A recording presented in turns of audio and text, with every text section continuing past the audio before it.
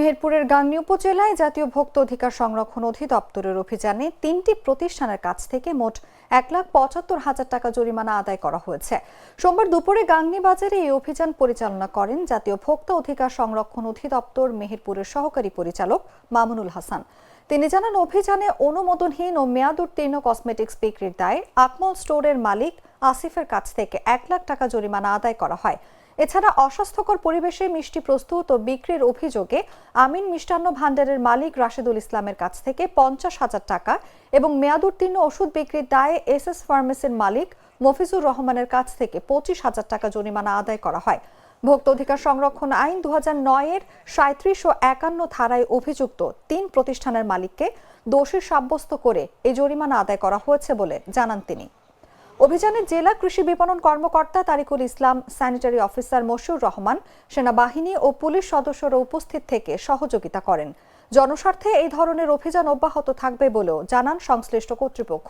জাতীয় ভোক্তা অধিকার সংরক্ষণ অধিদপ্তর, বাংলাদেশ সেনাবাহিনী, আমাদের জেলা কৃষি বিপণন অধিদপ্তর, আমরা আজকে যৌথভাবে গাংনীতে অভিযান করতে আসছি। আমরা এখানে কসমেটিক্স, ঔষধ, খাবার, যেটা মিষ্টি বা এগুলো আমরা দেখলাম। তো এখানে দেখার পরে যেটা আমরা পেলাম যে কসমেটিক্সে সরকার নিষিদ্ধ যে 18টা পণ্য কসমেটিক্স আছে, সেগুলা সহ কিছু নন ব্র্যান্ড এবং সরকার রাজস্ব হারাচ্ছে এমন কসমেটিক্স।